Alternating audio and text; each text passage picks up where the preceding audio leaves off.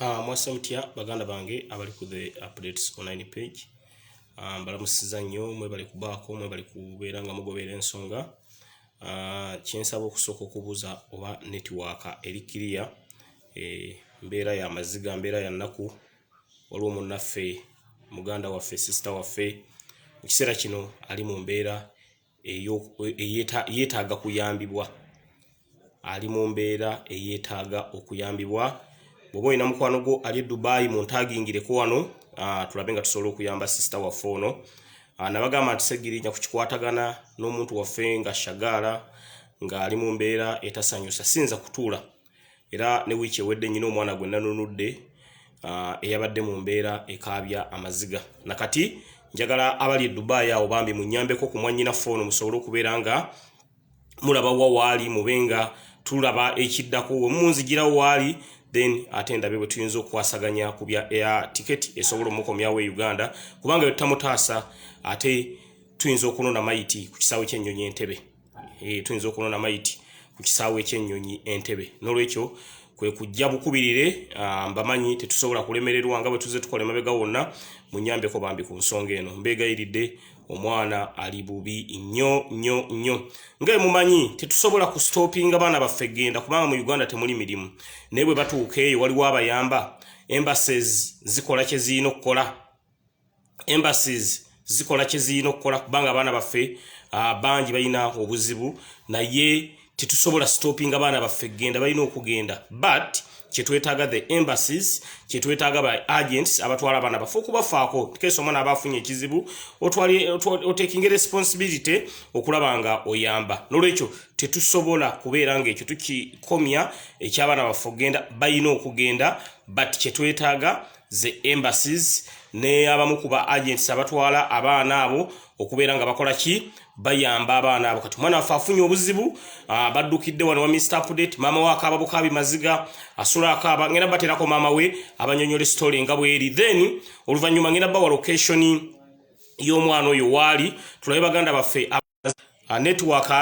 mu mbuliro beeteredde. Omukyala akaabye nnyo amaziga, ensonga n'enkwatako, ensonga enkutteko nnyo akaabye. Nanga Mr. Update, gw'osobola okuyamba omwana wange naba nga asobola okubeera nga ataasibwa. Omwana wange embeera gy'alimu mbi, agenda kufa. Nansindikira ekifaananyi ky'omwana, bwe ndabye omwana nga oyinza n'omulembekako wano amazzi ng'enkuba etonnye, nga bakulaze ekifaananyi bwe yagenda ne bwali kati nawe wennyini ng'okaaba amaziga. Ne mugaa totya, tulina bantu baffe abali e Dubai abasobola otuyambako ku nsonga eno, tulabe nga mwannyina fono tusobola okubeera nga tumutaasa abe bambi nga asobola okubeera nga ataasibwa. Omanyi nze kukikwatagana n'abaana baffe abo Bashagaala situula. Kikwatagana n'abaana baffe abo Bashagaala situula. Kugambye embeera omwana enkaabiza amaziga n'empulira amaziga gaagala kumpitamu, naye manyi nti tugenda kubeera nga tumuyamba. Era wabaawo mukwano gwaffe awo muganda waffe nga oli Dubai awo, manyi nti ensonga eno osobola okubeera nga otuyamba. Ngenda bawa location. Omwana amannya ge ye Liita Nazimula, omuwala amannya ge ye Liita Nazimula. Mu kugenda yagenda afaanana bw'ati. Liita Nazimula, simanyi oba ekifaananyi mukira bulungi. Mu kugenda Liita Nazimula yagenda afaanana bw'atyo. Mwannyinaffe Liita Nazimula mu kugenda ng'agenda olwa connecting okugenda okukola yagenda afaanana bw'atyo. Kati obudde buno afaanana bw'ati. Ndowooza olengera obulago olembekawo n'amazzi. Mu kiseera kino Liita Nazimula afaanana bw'atyo. So embeera mbi nnyo. Location bagimpadde. Ennamba z'ababoosi be nazo mmaze okubeera nga nzifuna. Problem gye nfunye Mr. Update,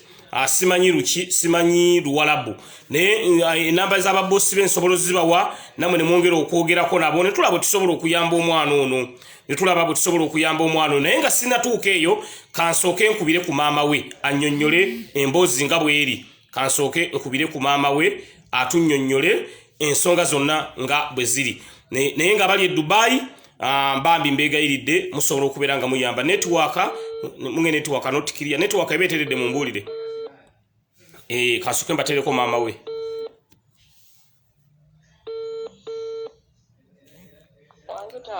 eyongeza ku ddoboozi mwannyinaze wassa otya nnyabo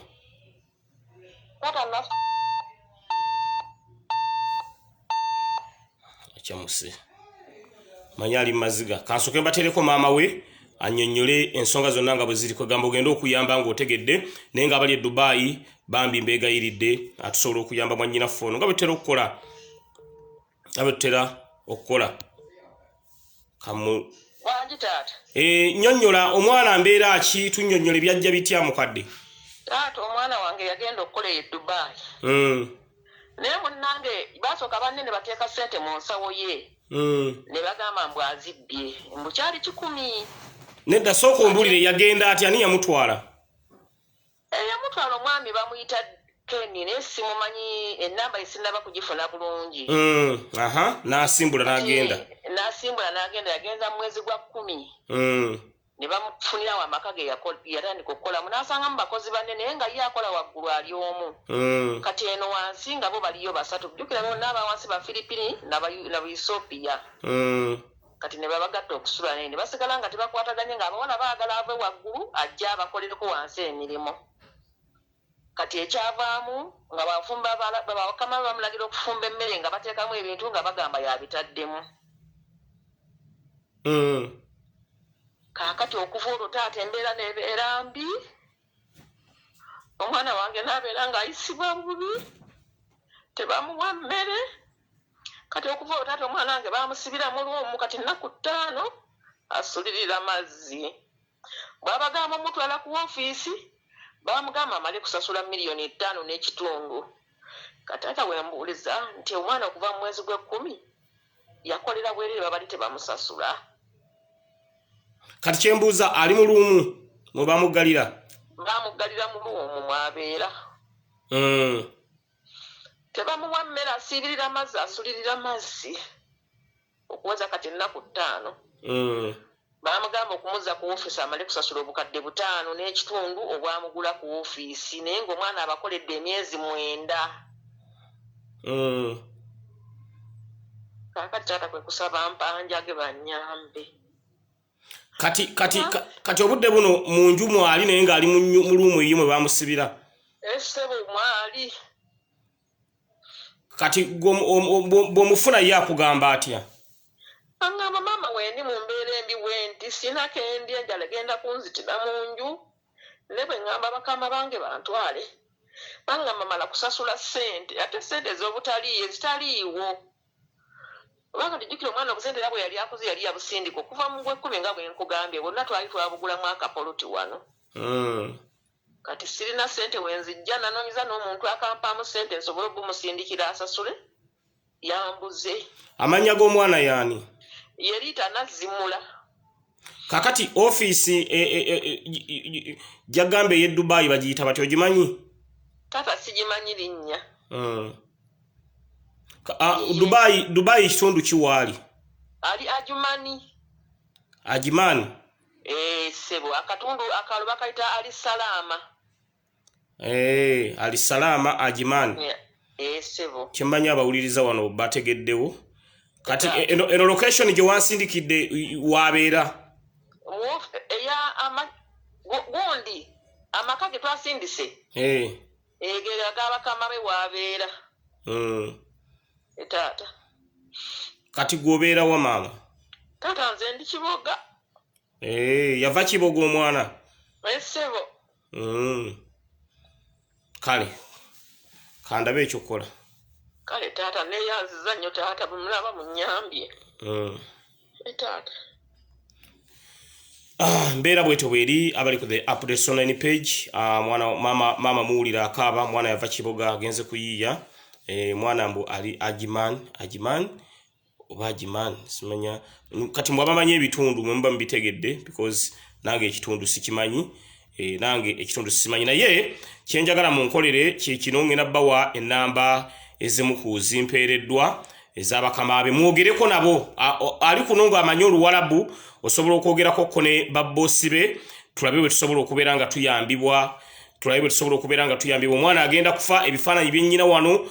mwana ali bubi nnyo bw'omulaba yenna aweddewo amazima ga Katonda mu ggulu kati omukyalo oyo bwe yankubira nga Mr. Update onompa buyambulensi eno namayiti nekinkwatako nnyo onompa buyambulensi eno namayiti awo ka statement kasita yakangambye nekinkwatako nnyo nenga prevention is better than cure tusobola okuyamba omwana oyo abantu abali baganda afa abali Dubai nkimanyi musobola okuyamba mbagambye embassies teziyamba tetusobola stopping abana baffe genda kukola tekisoboka abana baffe balina okugenda mu nsi Dubai Oman wa yonna bakole ne bwe bagenda okukola balina okuyambibwa nga bafunye ebizibu tetulina kuzikiza balina okuyambibwa nga bafunye ebizibu because ensi ezo zonna zirimu abantu abakola amawanga gonna gaweerezaayo naye ekizibu kye tufuna embassies teziyamba ba agents nabo tebayamba obo kiraba kyekizibu kye tufuna kyokka akati omwana ono mwannyinaffe ali mu mbeera ekaabya amaziga feffe nyini ffe tusobola okubeera nga tumuyamba mbadde njagala mufune muwandiika mbawe ennamba eno eya boss we amanyi Arabic tuyambe oyogereko ne boss we mugamba omwana amutee mugamba omwana amutee akomewo omwana agenda kufa bw'olaba ebifaananyi by'omwana okaaba amaziga mukazi angambye ensula nkaaba omwana ekizibu we kiri ate omwana omusibira mu kasenge tomuwa mmere kale muwe mmere at least tomuwa mmere tomuwa ki kale ateza wentegeredde nti omuwalabu alabika naye si wa kusaaga omuwalabu oyo amuweerezaako wano ku message oyo omuwalabu akozesa oyo omuwala message ezo ngenda ziba puleyingira muwulire bw'ayogedde ne mmanya nti ono omwana nno ali mbuzibu manyi mulimu abawalabu abalungi mulimu n'abawalabu ababi naye nze kukikwatagana n'omwana gwe bayita Shagaala awo nfiirawo kyovala mbadde nyina bye ngenda okukola naye nga katusooke tuyambe mukimanyi mabega wonna tubaye tuyamba abaana bano naye mmanyi ne kati kisoboka ne muyamba mwannyina foono netuyamba mwannyina foono mbagambye abaana baffe balina okugenda bakole era kyovalaba njagala parliament bwe tuddamu okutuula ngenda kuleeta private members bill yengenda okuleeta abaana baffe abali mu nsi za Buwalabu bongezebwa omusaala abaana baffe contract zikendera ebeere ya mwaka gumu ng'omwana bw'amala okukola mukiwulira ng'omwana bw'amala okukola nayagala addemu baliniwalinga contract nga aliniwalinga nga ya mwaka si myaka ebiri nga bwe kibadde ekyokubiri twetaaga abaana baffe bafune office ebyo mbingeno okulwanira ku folo ya parliament olw'okuba nti twetaaga okulaba nga wabaawo ebimu ku bitereezebwa ekirala office zino ezitwala abaana zibe nga ziba mu ntalinga in case of anything oba kiraba n'olwekyo twetaagira ddala abaana baffe bagende bakole bafune ekyokulya naye ng'omusaala gwongezeddwa offices nga zibayamba contract ebere ya mwaka omwana bwafuna ekizibu nga kyangu nnyo okubeera ng'akola ki ayambibwa kubanga mu Uganda temuli mirimu like it or not mu Uganda temuli mirimu naye abaana baffe bagenda bayambiddwa abo abaana nnyina okubafiirako kubanga ssente ze bakola baziweereza wano era bafuna ebizibu tetuyinza butabayamba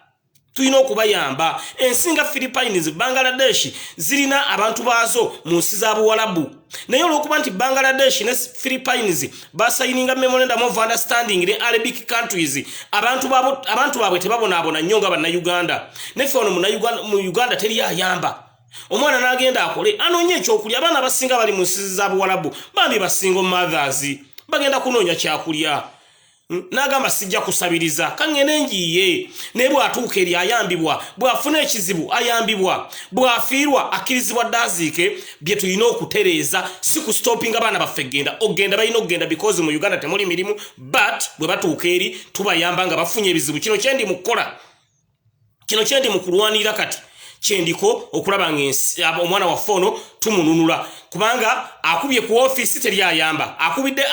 agent tamuyambye ne maama we n'angamba Mr. Update oyagala genda ku airport ono ne mayiti ne mugamba nedda n'olwekyo twetaaga abaana baffe bano bayambibwe era twetaaga bagende bakole naye mu kukola nga tutereezezza ebimu kubibanyigiriza mu ngeri emu oba mu ngeri endala because Arabic countries beetaaga abakozi ogendayo kukola naye ekizibu kye tufuna abaana baffe bagendayo batulugunyizibwa olw'okuba nti bava eno nga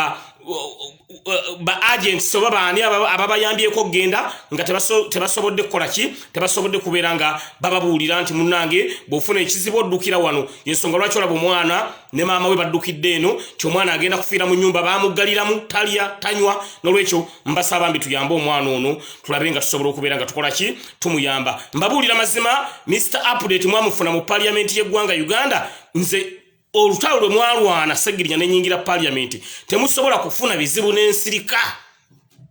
temusobola kufuna bizibu n'ensirika mwalwana olutalo lw'amaanyi nnyo ne mugala Ssegirinya alina okuyingira agenda ali presenting eddoboozi ly'abo abatalina ddoboozi kati ke nayingira mu parliament y'eggwanga Uganda siyinza kukkiriza Shagala mumanyize mbayita ba queens kubonaabona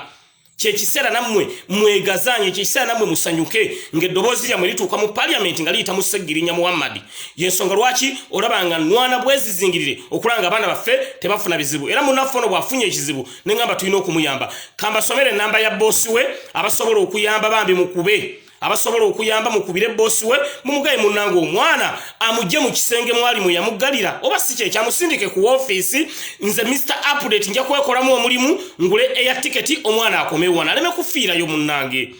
ka tiketi nja kagula yo wabanga amujje mu kiyumba mwamusibidde mu room amusindike ku ofiisi Mr. Update ebya ticket nja bikwasaganya nga mwanyina foli omulala bwe namulwaniridde n'akomawo yatuusere bifaananyi ngenda bibateerako nono nja kumulwanirira because nzo akwata ku Shagala akwata ku Kadaama yenna nfiirawo Mr. Update kubanga abaana batubeereddemu nnyo abaana babeereddemu nnyo struggle abaana bakoze omulimu gw'amaanyi nnyo NRM yaleeta NRM social media team ebeerenga buli kiseera bagezaako okulabanga basiiga enziro mukama waffe president waffe Robert Kyagulanyi Ssentamu Bashagala ne bakola omulimu ogw'amaanyi nga bali mu nsi za Buwalabu ne bakuba NRM social media team eri funded by the government of Uganda olwaleero n'otunuuliranga social media abaana ale mbali bagala okujibuutikira abaana abo Bashagala ne bakola omulimu ogw'amaanyi tebasobola kufuna bizibu ne tusirika Mr. Update sobola kusirika ensonga lwaki bwe ensonga eno bwe ntuuseko ngambye nnyina okulwana munnaffe ono tumuluyambe bw'amala okufuluma ekiyumba Mr. Update nga bamututte ku ofiisi ngule kati air ticket yadde nange sirina kamukomyewo wano omwana bambi asobola okubeera ng'ate mu ngeri emu oba endala abeera wano bwe tunabanga tufunyeyo opportunity endala tulabe nga ate asobola okugenda kuba Mr. Update gwe mwateeka mu ofiisi aliwo balwanirira nyina obbala obingira mugende mu nsinga America mugende mu nsinga UK mugende mu nsinga Netherlands Sweden Switzerland ezensi muyina okuzigendamu ezensi muyina okuzigendamu because ombaka wa parliament osobola okulobingira abantu abana bafaamu ne bagenda mu nsi za Buwalabu ne n'abalala bagala okugenda mu America UK Netherlands Switzerland nabo ne tubalobingira because omukulembeze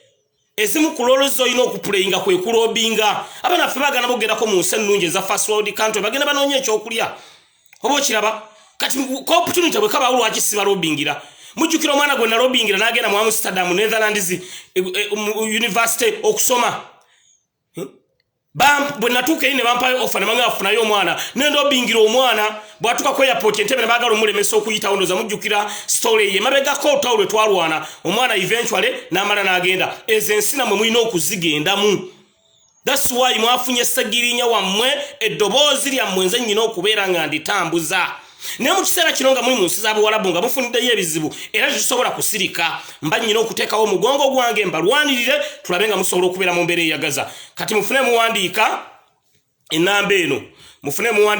eno eya boosi mumukubirako mumugambe omwana waffe amuleke omwana amute ennamba eri plus 971 55 atano mu mwenda 95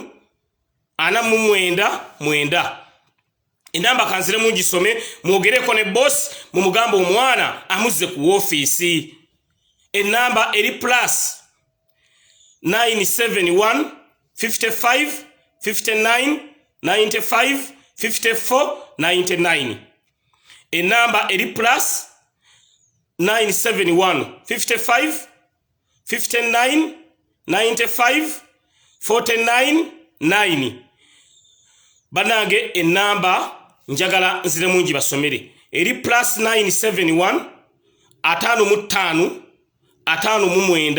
59 95 499 mbasaba bambi mumukubireko tulabe bwasobola okubeera nga omwana waffe amuta ekifaananyi ky'omuwala nkibatereddeyo ku the updates online page musobola okukeberayo ne mukiraba musobola okimusindikira oyo bosi we ne mugaba twetaaga mwana waffe abe nga amuta nzaka air ticket Mr. Update nja kubeera nga nkatetenkanya omwana bamuyita liita nazimula omuwala bamuyita liita Nazimula gemanya g'omuwala bamuyita liita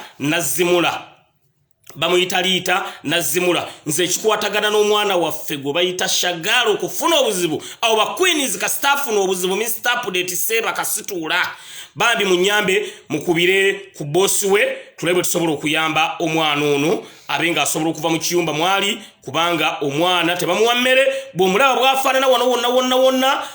kwegamba wonna waguddemu amazima gakatamugulu nenga yagenda alabika bulungi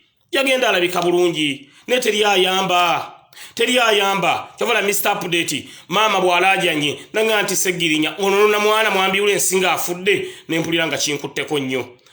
kinkutteko nnyo nengasinza butavaayo ku nsonga eno era kwe kuvaayo ku nsonga eno tulabe nga tusobola okubeera nga tuyamba mu ngeri emu oba mu ngeri endala nolwekyo kyembasaba ennamba yeeyo mwogereko n'omuwalabu ekirungi ali ku WhatsApp n'ennamba endala nayo kangibawe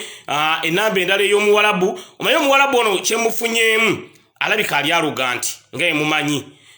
nga bwe nabagamba nti mulimu abawalabu abalungi n'ababi alabika ali arrogant mudakika tono nyampereza message kanjiba playingire mugiwulire nemmanya nti ono omuwala nali mu tabbu nemmanya ono omuwala ali mu tabbu yennyini walo message gyenjagala ba playingira nemmanya ono omuwala ali mu tabbu yennyini omuwala bwaso ampereza message bweti.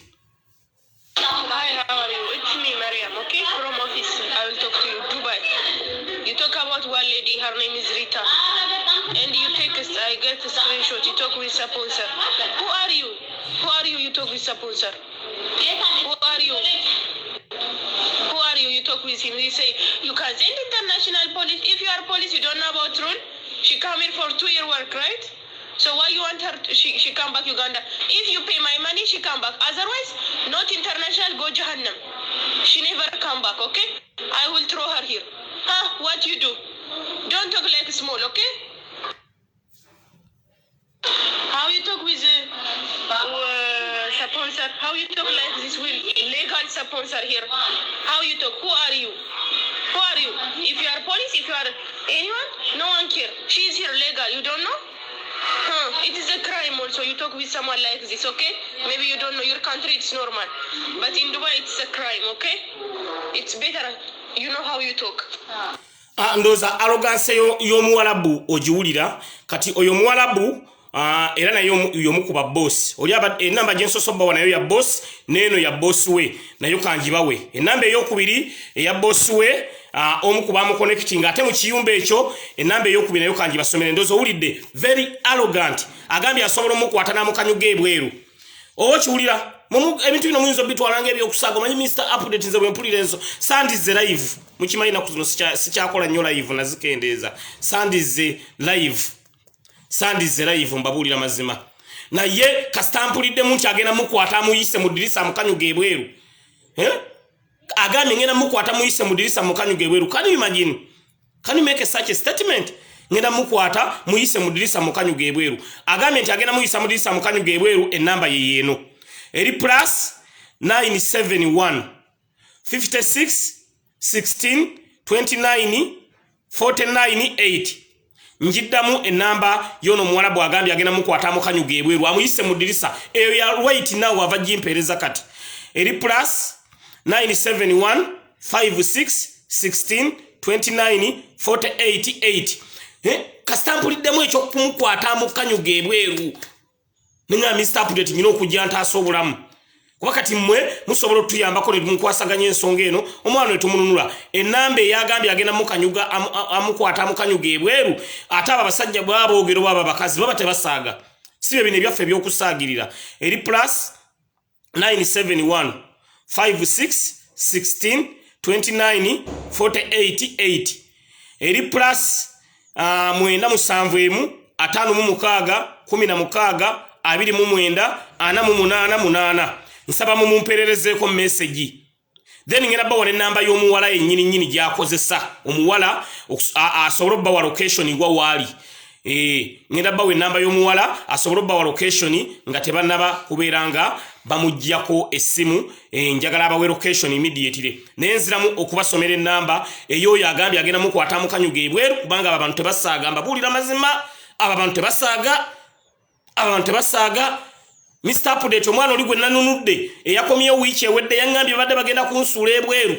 era bampise ewaabwe ne bagamba Ssegirinya tulinayo pate twetaaga ojja omugenyi omukulu gwe wataasizza omwana ono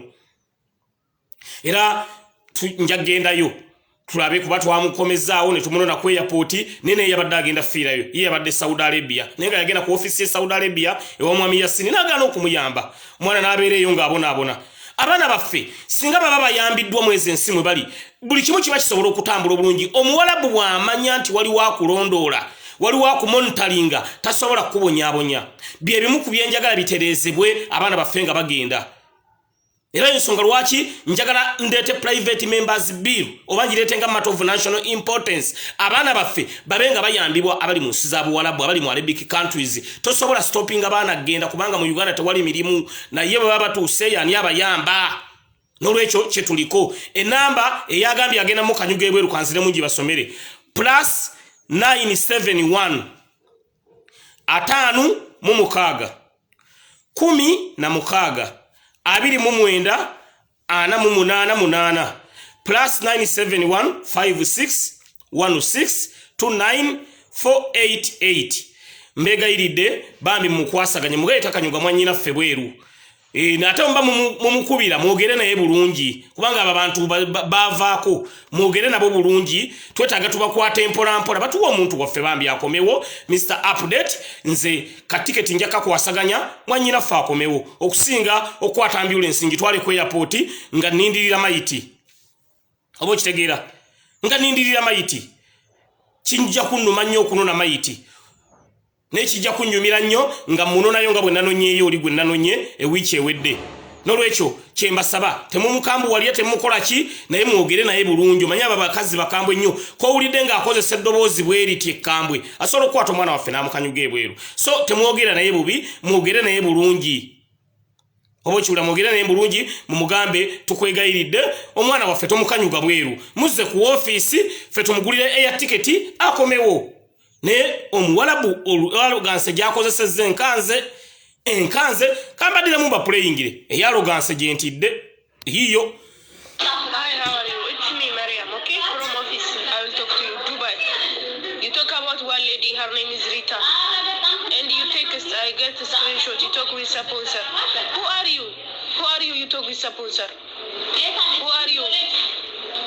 Who are you? You talk with him. You say, you can send international police. If you are police, you don't know about rule. She come here for 2-year work, right?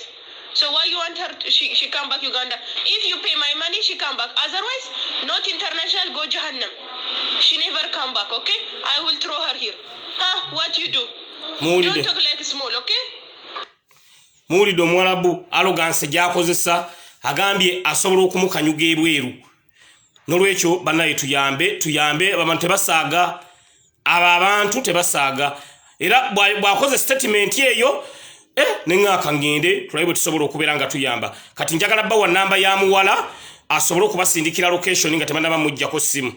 njagala kubawa ennamba y'omuwala gy'aliko asobole okubasindikira location nga tebannaba kubeera nga bamujjako essimu tulabe nga omuwala ono bambi tusobola okubeera nga tumuyamba mwannyinaffe mukimanyi Mr. Update ku nsonga ekwatagana n'omwana waffe gwe bayita Shagala ng'abonaabonawo situula ekifaananyi nakibateereddeyo ddandoza kyo mwakirabye ku page mbadde ndudde okukola live naye eno nsonga nkulu nnyo ensonga lwaki nzize emisinde ndabe nga tusobola bambi okubeera nga tuyamba nzize emisinde tulabe nga tusobola okubeera nga tuyamba omuwala gwe bayita Liita Nazimula ennamba gy'aliko yeeno nzaba omwana mufune location ye mangu ennamba y'omuwala Liita Nazimula gy'aliko yeeno yo kanjitaginga n'ogitaginga because njagala musobola okubeera nga abawa location abali e Dubai mubenga mudduka mu munnyambire bambi tulabe nga tusobola okubeera nga tumutaasa manyife abantu ba NUP fe kukikwatagana n'obulamu tetutuula ennamba y'omuwala Liita yo kanjibatagingire mubenga musobola okwasaganya naye abawe location wali nga tebannaba kumujjako simu tulabe nga tusobola okubeera nga tumuyamba naye omwana agenda kufa enamba yeyo eri plus 971 58 10 95 067 enamba ya Liita Nazimula gwe twagala okuyamba oba mu kiseera kino ali Mankatabu eri plus 971 58 10 95 067 eri plus 971 58 10 95 067 enamba yeyo eyomuwala liita kwali yeyo kanji batagingireko bambi osobola mu inboxinga nabanga akuweereza location nga tebanda bakubeeranga bamujjako eri plus 971 58 10 95 067 banange banyinaffe bantu tulina okubayamba nabagamba tetusobola kustopinga banyinaffe genda mu nsi ezo ne bwe batuukayo tubayambe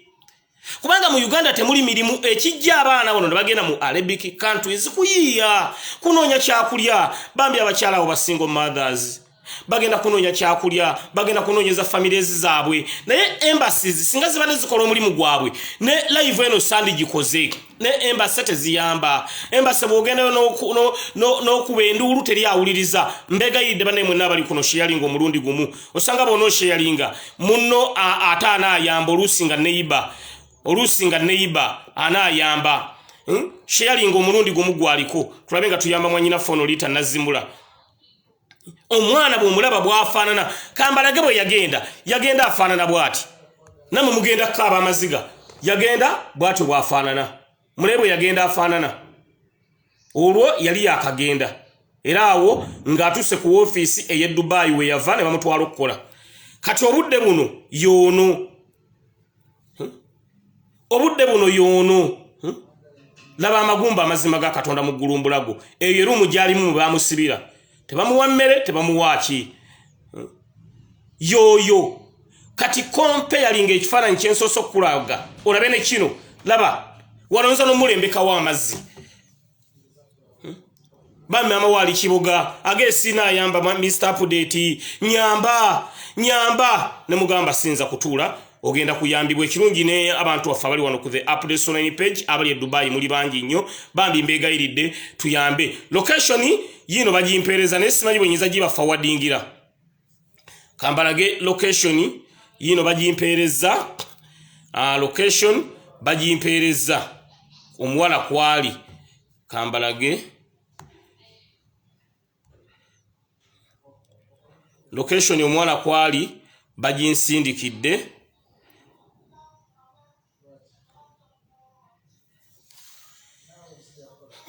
abasobola nozo gitegeera oba osobola ogiraba yiyo location baginsindikidde omuwala kwali naye kati kijja kunnyamba nnyo ate mu omuwala mumuweereza message n'abanga yennyini abeeweera location kubanga kiba tekyanguwa bwagiba forwardingira location ne mubanga musobola okubeera nga mumunnyambira bambi mwannyinaffe oyo aka air ticket Mr. Update nja kakwasaganya nange sirina naye mu kutaasa obulamu atist nsula enjala nze muna Uganda okufa nga Ssegirinya nsobola okumuyamba ati sinzo sula enjala nene tumuyamba akatiketi njaka kwasaganya abenga mwannyinaffe oyo akomawo kubanga oyo muna Uganda munnaffe oyo muganda affe yagenda okunoonya ekyokulya muganda affe yagenda naye apatikane alabenga afunira abaana b'ekyokulya naye mu kiseera kino yeetaaga buyambi bwaffe kubanga tasobola kwogera ffe tusobola okubeera nga tumwogerera nolwekyo mbeegayiridde abali ku the Update online page bambi mumunyambire mwannyinaffe ono abali e Dubai mumunyambire abali e Dubai mumunyambire musobola bulungi nnyo nkimanyi nolwekyo enamba kanzira mungi basomere y'omuwala kwali eri plus 971 58 10 95 067 bambi mbeegayiridde mumunyambire tulabenga mwannyinaffe yasobola okukomawo amaziga mpuli agagala kumpitamu bw'otunulira ekifaananyi ky'omuwala ono bwali kati n'ekifaananyi ekyasooka owulira nga amaziga agagala kuyitamu naye nga abaana baffe okubonaabona babonaabona lwakuba nti gavumenti y'eggwanga Uganda esuddeyo gwa nagamba kubanga mbabuulira mazima ezo ensi abantu baffe balina okugenda bakole buli nsi yaweereza abantu baayo mu nsi za Buwarabu naye ensi yo kasiteebanga esobola okulipulizentinga nebanga ekuteerayo akabega tebasobola kukubonyaabonya abawarabu batya nnyo omuntu aliko abamulondoola omuntu aliko backup abawarabu bamutya naye omuwarabu kasita alabanga toyina backup olusi ne ba agent bano babagamba kola kyoyagala ndabe eno nayo teri mirimu yave eno muyisenga bw'oyagala omuwarabu aba agenda kutulugunya naye omuwarabu bw'amanya waliwo akulondoola oliko backup tasobola kutulugunya byemu ku byenjagala okutereeza mu parliament y'eggwanga Uganda abaana baffe nga tebanagenda ministry ya Labour njagala ngikwasaganya ministry ya foreign affairs ngikwasaganye tulabe nga abaana baffe bayambibwa bagenda okuva wano nga contract ya mwaka batuuke eri bafuna akasente nga akasente kegasa naye abaana baffe bafuna akasente katini nnyo ate bakola nnyo ekyo kinnuma nabagamba mu nnaku zange 10 ezisooka nyina okulwanirira salary increment eri abaana baffe abali mu nsi za Buwarabu ekyo nakibagamba era kyekimu kubiri ku agenda yange munaku zange 10 ezisooka ndoza munengera munaku zange 10 ezisooka nabasuubiza eddwaliro munaku zange 10 ezisooka nembasuubiza ambulances munaku zange 10 ezisooka nembasuubiza Segibox munaku zange 10 ezisooka nembasuubiza Kawempe North Technical Institute munaku zange 10 ezisooka nembasuubiza Kawempe North Orphanage Center eyekulirwa Sky Soldier munaku zange 10 ezisooka nembasuubiza boda ambulances era ebyo munaku 10 zinagenda okugwako ebyo ngambi maliriza ebisigadde ebimukube nabasuubiza kwe kulabanga nwanira salary increment ey'abaana abali mu Arabic countries omwana afuna atise ekitone nnyo milioni 3 oba milioni 2 kitundu naye abaana affe bali mu Arabic countries bafuna emitwalo 7 government y'eggwanga Uganda ne babbako emitwalo 30 abaana baffe ne basigaza emitwalo 4 gwe emitwalo 4 omwana wasobola ogikolera ate nga abaana abo bakola nnyo boze emmotoka bakola ebiyumba ebisukka mu kimu negwe muno nabanga afuna emitwalo 7 government ne mumbaka emitwalo 3 nasigazana kanu imagine nga ne bwaba agenda kuba luba lutalo kuyita ku airport airport babajjako sente babatulugunya ne bwatuuka eri ate nayo natayambibwa wabula ate bwasindika wano sente nga tezinaba na kutuuka amba family ye government nga yo yatemiyeko dezaayo government yesooka okwesasula ng'omwana tanaba na sente kutuuka eri family ye nasigaza emitwalo 4 abaana abo baleka wana abaana baabwe basoma baba werera abaana abo bagala nabo kubeera nga family zaabwe zibeera mu mbeera eyeyagaza nene babona nga teri ayamba nabagambye mwafunye eddoboozi lya Ssegirinya Muhammad ng'ovudde ku by'okugula awundi byenkola mbabuulira mazima n'ebya okubalwanira okulanga mubeera mu mbeera eyeyagaza awo nawo nja kutuukawo era kyovula nabagambye buli lunaku kana akatabo mbeera nkasoma kano bakayita rules of procedure how to present a motion on the floor of parliament, how to bring a private member's bill on the floor of parliament, how to bring matter of national importance on the floor of parliament. Mbabuli mazima kana akatabo nsiba nkasoma lw'abaana abali mu nsi za Buwarabu because nyina okuleeta a matter of national importance muongezebwa omusaala kyekinsomya akatabo kano era n'omunalaba mpanisa omukono mu parliament nga ngenda kwogera ensonga gye ngenda okubanga njogerako nsonga y'abaana abali mu Arabic countries twetaaga salary increment muongezebwe government erekerawo okuddamu okubabba okubajjako omusolo ku ssente zammwe ze musindika wano ekyokubiri contract ebere ya mwaka byemu kubyeni mu kulwanirira ekirala omwana affe waba agenze mu nsinga ezo eza Arab countries embassy benge monitoringa nga bwafuna ekizibu abenga asobola okubeera nga ayambibwa that's why nsoma nnyo akatabo kano nkasoma Monday to Sunday njagala ngenda okuleeta matter of national importance nga tewali muntu n'omu mubaka enagenda kumpisa mu maaso okujjako okusecondinga motion yange gye ngenda okuleeta ekwatagana n'abaana abali mu nsi za Buwarabu n'olwekyo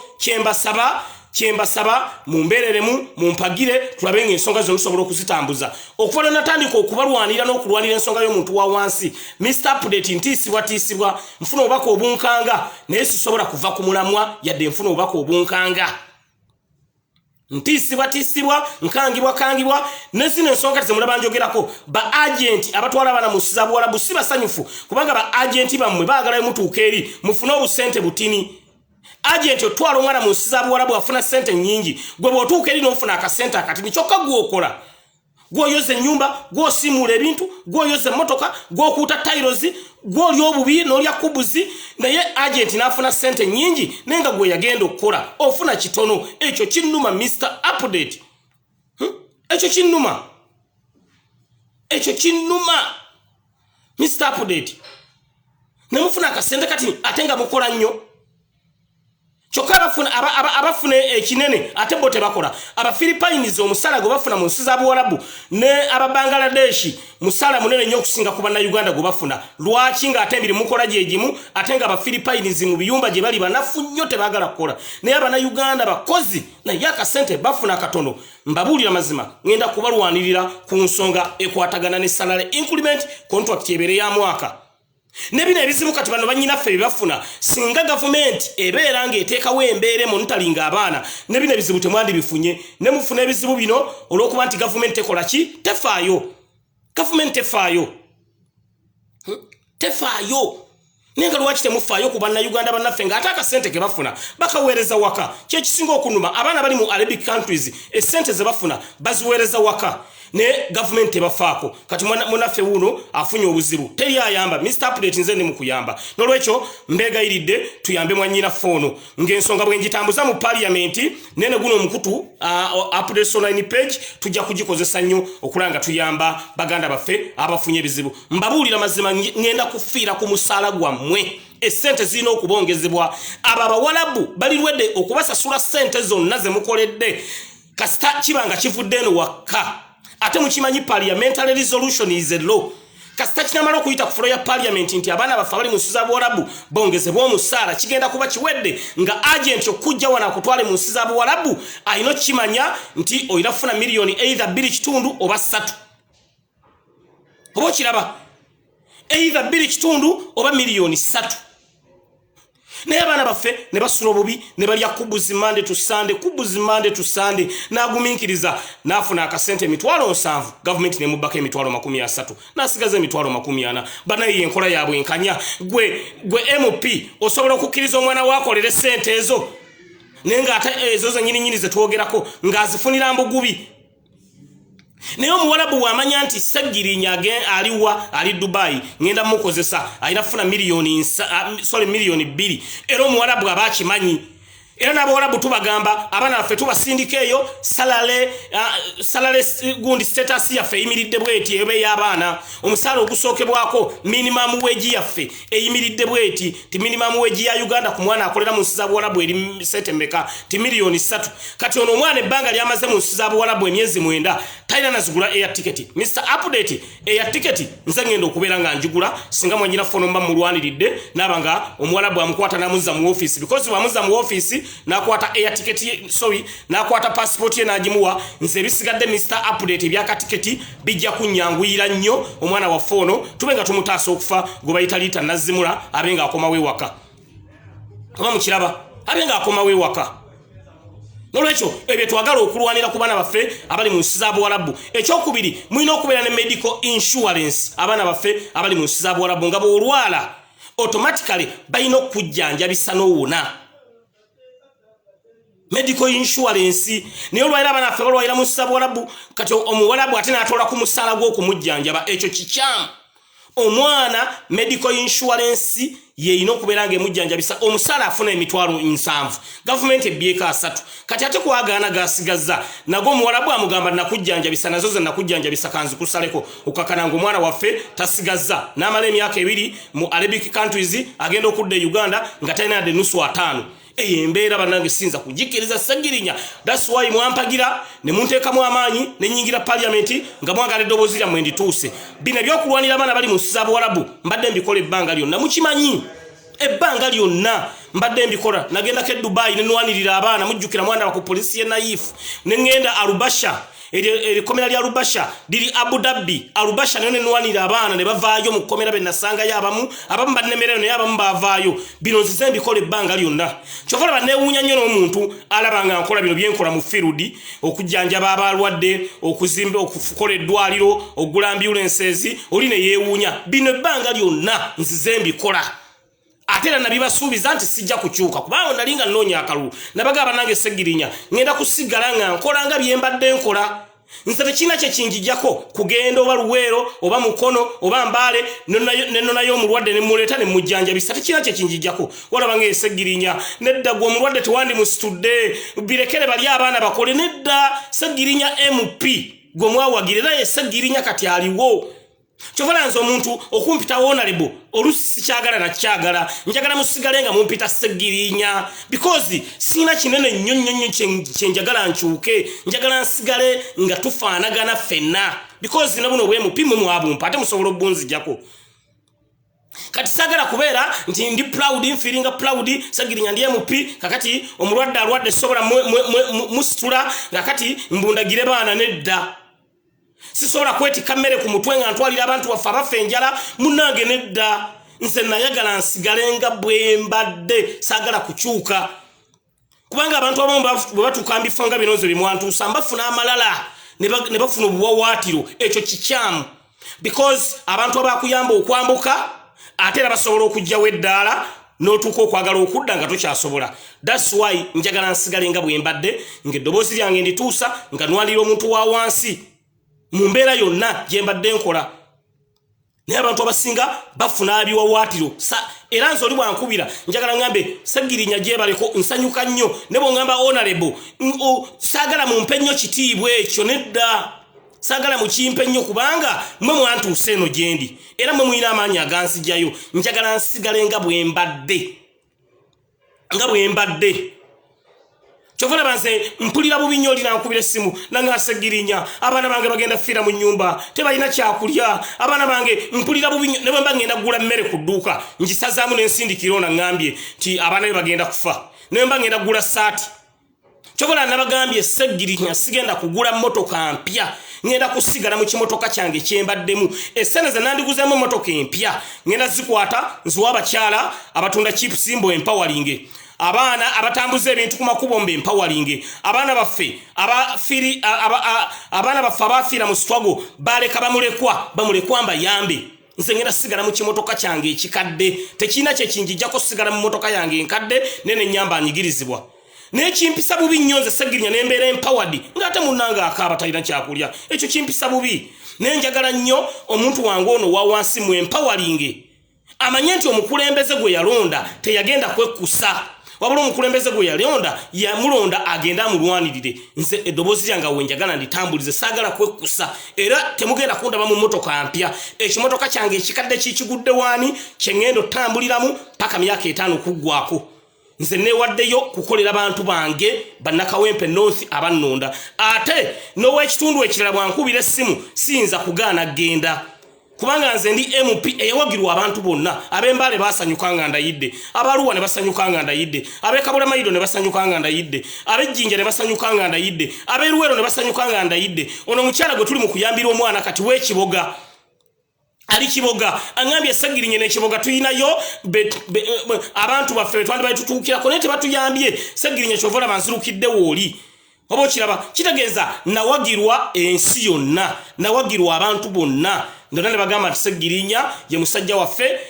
tumubeereremu era bwe nalayira abantu ne basanyuka njagala neme kubaswaza saagala ma disappointing njagala amaanyi ge mwanteekako obuwagizi bwe mwampa nange mbalage nti Ssegirinya byensobola okukola bye bino era ngenda bibakolera mbagambye Kawempe tugenda giteeka ku ntikko mu Kawempe temugenda kuddamu kubeera mu luguudo lwa ttaka nga Ssegirinya mbaka wa parliament mbabulya mazima mu Kawempe temugenda kuddamu kubeera mu luguudo lwa ttaka nga Ssegirinya mbaka wa parliament terugenda kuddamu kubaamu oba kyetaaga kulobinga wa oba kyetaaga gundi America oba kyetaaga UK oba kyetaaga Netherlands yonna nja kutuukayo nga ndobingira abantu bange ab'Ekawempe because emikwano ngiina mu nsi eyo wano mu Uganda teri ayamba eno government ya Mwami Museveni buli kimu yalemwa totally feka tulobingira abantu waffe nyine mikwano Netherlands nyine mikwano Sweden nyine mikwano UK nyine mikwano mu America sisobola kulobinga buguudo bwange buno bw'Ekawempe bukolebwe ne butakolebwa bujja kukolebwa nja kukozesa lobbyings nja kukozesa emikwano ndobingira abantu bange ab'Ekawempe abaana baffe mu Kawempe unemployment y'amaanyi tebalina mirimu beetaaga okukola abaana baffe abatalina mirimu ngenda balobingira kyovola nze mu Kawempe nkuli yeetinzeewo kye bayita omuntu okwetandikirawo omulimu abantu babeere ba job creators instead of being job seekers nze no mu Kawempe kyenzimbye abantu okwetandikirawo emirimu babenga basobola okubeera empowered eno mu Kawempe nze kyensinza okuzimba era bukyangandayira abantu abali mu 13 mu kawempe mu myezi 2 bali happy. Can you imagine? Just myezi bukyangandayira abantu abali mu 10 bagamba nti Ssegirinya fe tuli okay. Tuli okay. Just mu myezi bukyanga twalira kati myezi 2 naye abantu bali mu 13 bali empowered, bali happy. Nebo jano babuuza no bagamba nti banayi wano muli mutya aba boda boda wotuka kuma stages ga boda boda bali happy baga kale NUP singa yakwata obukulembeze bw'eggwanga Uganda olaba Ssegirinya mukola bino mu government embi olosinga tubadde mu government eri under Honorable Robert Kyagulanyi Ssentamu kyandi badde kitya mu government embi olaba bino tubikola mu kawempe olosinga tubadde mu government nga commandant owokuntiko nga yalangirirwa akaluke tekabbibwa Robert Kyagulanyi Ssentamu mwoza singa tuliwa la nnyo kubanga Kyagulanyi ne bw'omugamba nti Uganda ogimuwaddemu weeks says bino bye mulaba nkola mu kawempe Kyagulanyi n'omuwamu Uganda weeks 3 nga n'omulangirira bulungi nnyo nti ye president entebe n'emukwasibwa n'omugamba nti aha tukuwadde weeks 3 tulageewo ky'ogenda okukolawo mwena musobola okutya mu weeks 3 emu 2 3 Kyagulanyi n'omugamba nti oli president olangiriddwa oli mu ntebe yo weerezaamu abantu weeks 3 n'oziwa Kyagulanyi ebintu byasobola okukola mu weeks 3 bisobola okubisaamu ebyamamu 7 emirundi 7 woba osaagana Kyagulanyi alina spirit of nationalism alina omwoyo gw'eggwanga ayagala ensi ye ekyokukola akimanyi bana bafa abonabona mu nsi za Buwarabu nga Kyagulanyi waali temusobola kubonaabona nga ye president temusobola Kyagulanyi esente eza oxygen tezisobola kubbibwa nga ye president esente ezigula eddagala tezisobola kubbibwa nga Kyagulanyi ye president Kyagulanyi tayinza kuddira sente ezandigenze mu ddwaliro n'agulamu tiya gas oba amasasi tasobola esente ezandiguza eddagala esente ezandiyambye omuntu wa wansi n'agulamu tiya gas oba amasasi tasobola amalwaliro gonna singa gali empowered olwaliro tuli mu lockdown abantu baffe tebalina kyakulya bino nabbanja buli nnaku agamba sente tugenda kati kuziwa balina kugulu kumu tugenda ziwa atazaalangako tugenda ziwa embeerera tugenda ziwa anatira gamba tugenda kwegamba omukazi buli nnaku sente bazikolamu adjustment buli nnaku babuzaabuziza abantu abazanyidde ku bongo Honorable Kyagulanyi yandibadde ne solution ya lockdown nti abantu nga bali mu lockdown nga beetaaga ekyokulya government oyinza kukola ki kutandika kubuzaabuza abantu kubalimba sente zijjencha zijjaluli zijjencha tugenda ziwa ate kati batazaalangako tugenda ziwa mbeerera buli nnaku bakolamu adjustment babazanyira ku bwongo Ssegirinya nze akatono ke nnina mu mbeera eno eya lockdown nkagabanye ne bannange ne bakafunako government ennamba era ne ministry ya disaster preparedness ebeera etya nga ekyabuzaabuza abantu nakati nga ate ministry ya disaster preparedness etekebwamu sente zaffe z'omuwoomusolo. Can you imagine? Ministry ya disaster preparedness etekebwamu sente zaffe z'omuwoomusolo. Ezo sente zina kuvaayo in case of an emergency nga gye tulimu eno. Tuli mu emergency, tuli mu state of emergency. State of emergency bwebaawo ministry ya disaster preparedness ino okuvaayo ne buli budde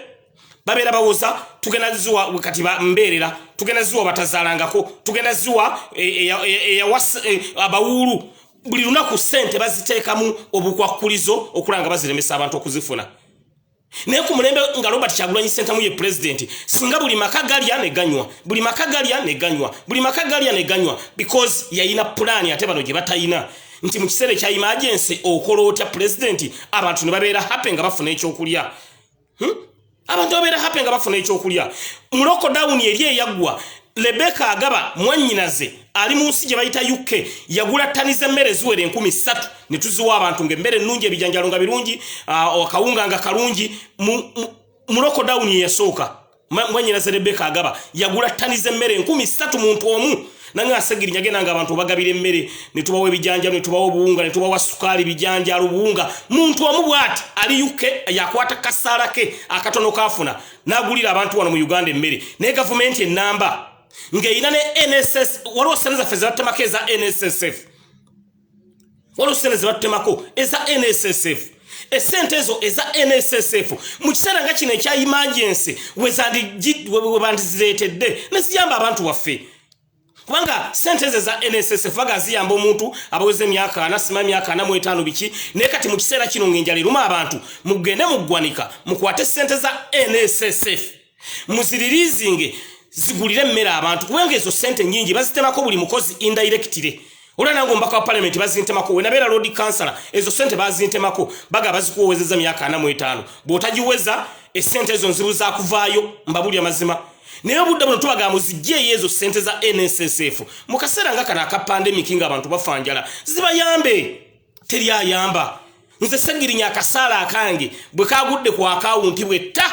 konna nakajjeko kati ku account ndi ku zero balance account yange ndi ku zero balance zona zijjeko ningamba ani atalina mmere nengabanya ani atalina kyakulya nenyamba abana afa bali mu struggle abanwanirira Ssegirinya n'enfuuko omubaka nenga tabasobola kufanjala nga wendi akatono kennyina nengena nga nkabawulizaako nze nensigala ku account ngeri ku zero balance because kinuma nnyo nga nnya sente ku account nga waliwo afenjala nesimu yamba ati si sente nzijjako nemponyoli okufenjala nensigala nga nange siina nenga munnange mulamu kubanga ono gwoyambalire nkya yagenda okuyamba mwana bamuganda ffe mapu ng'ali bubi mapu nga yetaaga miliyoni 3 agenda jjanjabibwe nitukola wano live ne bigana nenkwatayo akakadde mapu nenkamuwa nemugamba mapu miliyoni yiyo namwe ko mwayongereza mapu waffe kati obudde buno naye ali wakirikongo mu byomweru neera omusala kwe natoola nzo omusala bwe gunajjanga era nga mbategeeza guzze entemetementi ya ebyange Mr. Update bigenda kubeera byabwerufu because ekifo kino mwe mwakimpa omusala olujjanga nzijanga mabuuza tuyambani aliwo bubi Ssegirinya tuyambe gundi account nga sigwako kubanga olaba biri mbadde mbikola nga ku kasenta akati naye ate kati nga munnyongeddeko omusala gwa parliament nze ne bwe sisigaza naye nga bannange bali empowered kati ono munnaffe gwe tuli mu kulwanira mwannyinaffe gwe twagala ave mu nsi y'Abawarabu gwe bali mu tulugunya gwe basibidde mu kiyumba era bwe tumale tumulwanirira akatiketi era Mr. Update nako ngenda kagula tulabe nga akomawo tumuyambe nze bwe ntaasa munna Uganda munnange okufa ekyo kyokka mbeera happy buli wentaasa omuntu agenda okufa ekyo kyokka Mr. Update mbeera happy kuba kigasa ki okubeera ne ssente naye nga aliwo munna akaaba kigasa ki okubeera nga gw'oli onywa naye nga munno ali wali alaajana era kyovula abannaye abantu mbategeeza bagana afa bali ku page kuno mu kaseera kana ka pandemic neyibawo bobo oyina omuwogo mwawulizeeko bobo oyina kasooli mwawulizeeko bobo oyina obunga mwawulizeeko bobo oyina ebijanjalo mwawulizeeko nze nojja wano Mr. Update wensula banneyiba bange bonna nkeera bukeezi nembaga bannange tofenjala nange ekanyina ya buungo obutonotono n'ebijanjalo jagenda bakwawulizeeko era wani wakaliringa ddwaliro oba olyawo nti munnange abaana basuze enjala nga ngamba mama Ssegirinya nti wagulaawo ku kiwagu ky'ettooke jjako ebiwagu 4 biwe mwannyinaffe ne kiro z'ennyama 2 ezo emu gimuwe kira agende nayo n'ebiwagu 4 ng'agenda afumbira abaana emmere ng'abaana tebafanjala ne government buli budde sente zitekamu adjustment zijjancha zijjaluli kati zabamberera bokka kati zabawulu bokka zabatawasangako zabafumbo bokka esente bavuze bazitaddemu obukwakulizo tobulabanga bazitaddemu obukwakulizo obo kiraba ekyo kinnuma nga ministry number ya disaster preparedness etekebwamu billions and billions of money nga ekitekesamu ministry yo sente nti in case of any disaster ngene eriwo in case of an emergency esente ezo kati mu kiseera kino wezina okuvaayo ziyamba abantu baffe ne esente ezitekebwa mu ministry ya disaster preparedness bwe ziba tezivuddeyo mweno nga tuli mu pandemic muno zinavaayo ddi esente za NSSF zeba tutemako indirectly bwe ziba tezivudde mu pandemic muno kuyamba abantu ziba zinavaayo ddi kwa mu pandemic muno buli omukati we yetaagira munne ne baba kungu mu government bali abanywa nenga abantu baffe basulanjala oyita mu kibuga nolaba arcades ebizimbe biri mu situka mu kiseera kino ekya pandemic noganti nga abantu bali waka banoonya kyakulya ono yezizimba arcade ezizimba kalina ye yazijewa kwa gamba ebyo binnuma Mr. Update chofulanza akatono kennyina nkagabana ne bannange akatono oba 15 nga gamba sigaza ake 2 naye kansigaze ake 2 bannange gwoyambye leero enkya yagenda okuyamba nze nyina abaana wana bali mu nsi za Buwarabu bankubira banga Ssegirinya mama wange abeera mu kitundu gundi ne gundi nyambo boyina yakawunga okamutwalire Mr Update nengula akawunga nenkatwala because ono mwana ali mu nsi za Buwarabu yagenda kuyiya ali eri neeta nafuna badde yakagenda mama wali ena agenda kufanja sobola kukkiriza baana baffemu abaana baffe bali mu nsi za Buwarabu family za mbuzibonebonenga Mr Update wendi ka ambulance tuna bwa ambulance baffe bubiri ambulance omwana ali mu nsi ya Buwarabu olunkubira Ssegirinya dduka nyina omwana wange mulwadde ali zero bwe dduka omujjeyo mutwale mu ddwaliro entambula ebuze nga ambulance ndagira nti egende ejeyo mwana wa mwanyina fali mu nsi za Buwarabu atwaliwe mu ddwaliro mama w'omuntu ali mu nsi ya Buwarabu bwalwala immediately nga ambulance ya fedduka ng'emutaasa oba mukiraba ng'emutaasa era bana bafa bali mu Arabic countries basanyufu nnyo baga twafuna Ssegirinya twamala go okubira n'omugamba nti munnange omwana wange yalwadde because abana baabwe bambi balwala gitwe bagenda okutetenkanyiza kati obudde buno entambula tewali omwana alwala talina bwava waka mutwala mu ddwaliro immediately era esimu za ambulance ezebbiri zibeera wali nga zirindiridde olungamba nti mwana mulwadde mama wali mu Omani ngedduka omwana waffe mulwadde mama wali wa ali Jordan ambulance edduka omwana waffe mulwadde mama wali wa Saudi Arabia ambulance edduka omwana waffe mulwadde mama wali wa ali Sharija ambulance edduka ng'emutaasa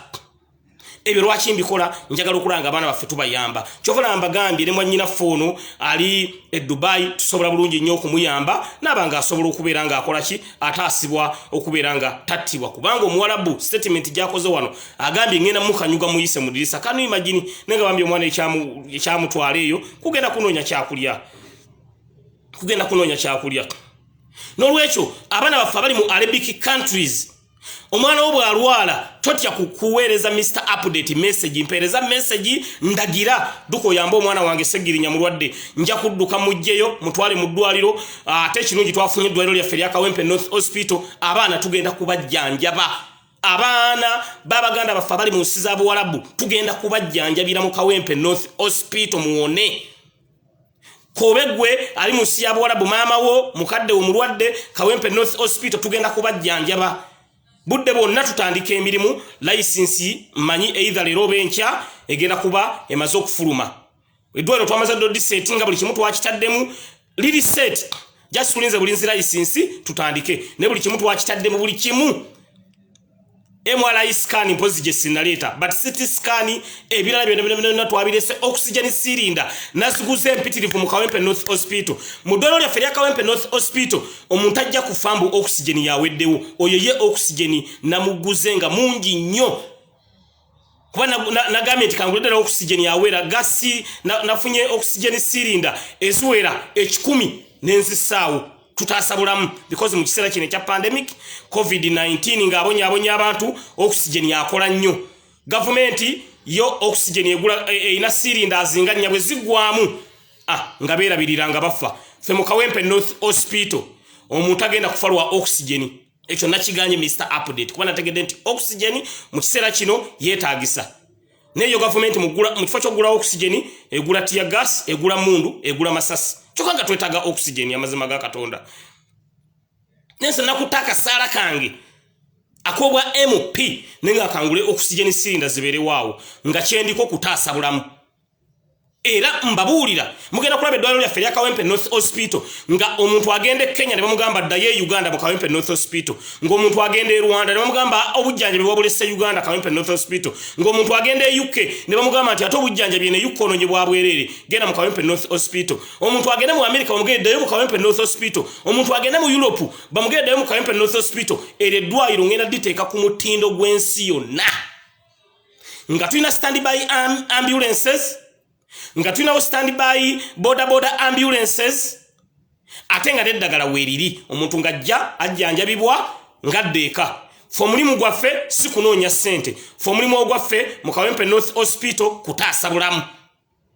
our motto is to save life era ndooza mwagirabyeko our motto is to save life ye motto ya Kawempe North Hospital muntu nga bwajjaawo addayo awonye muntu bwajjaawo alabirirwa abakyala bagenda okuzaalira mu Kawempe North Hospital temugenda kwejjusa Bomala okuzaala tukuwayo ka package walo gye bayita maternity package tukuwayo ka maternity package kubanga oba ozadde weetaaga otuuke waka ate obenga tokosebwa nnyo because abantu bafamu bamala okuzaala n'atuuka ewaka abamu ne bafa munnange olw'ensonga bw'atuuka eka ate endya n'ebeera mbi omwana n'atayambibwa n'abaana bafa abamu ababazaaliddwa oluusi ne bafa naye bw'ozaalira mu Kawempe North Hospital tukuwayo ka maternity package tusigala nga abasawo baffe bakumonitalinga ewuwo okujjayo okulaba omwana ali mu mbeera ki naawe yazadde oli mu mbeera ki ekirala ovaawo ne kiro z'ebyenda 2 ogenda n'ebyenda kubanga omukyala wana okuzaala yeetaaga okuwuta ku 9 ogenda n'ebyenda era ova wane waka ebyenda byo ghetto speaker twamukwasa ghetto speaker yali ni charge of byenda mu Kawempe North Hospital twamukwasa then ebyenda ofuna nga tukuwa kilo za sukali 3 nga tukuwa obuwunga tukuwa baby soya tukuwa amata ng'omuzadde gosobola okunywa kwega tukuwa kibayita brain booster ne energy booster odeka oyonso omwana ate nga nawe omwana ayonka ate nga nawe oli happy so tukuwa sukali tukuwa obuwunga tukuwa obusera etukuwa amata eyo package tugenda ngokuwa omuntu abazaalidde mu Kawempe North Hospital ebyo byonna byabwerere twagala kulaba nga Uganda tubalaga Uganda ngeri under the leadership of Robert Kyagulanyi Ssentamu yandibadde etya kitwagala okubalaga teri kirala bana sharing live video no njagala etuke ku bakungu ba government abakungu ba government basajja bona abadde mu office ebbanga lyonna bulijjo bagana buganyi kolera abantu mu parliament nakagenda y'emyezi 2 Ssegirinya ebintu byenkoze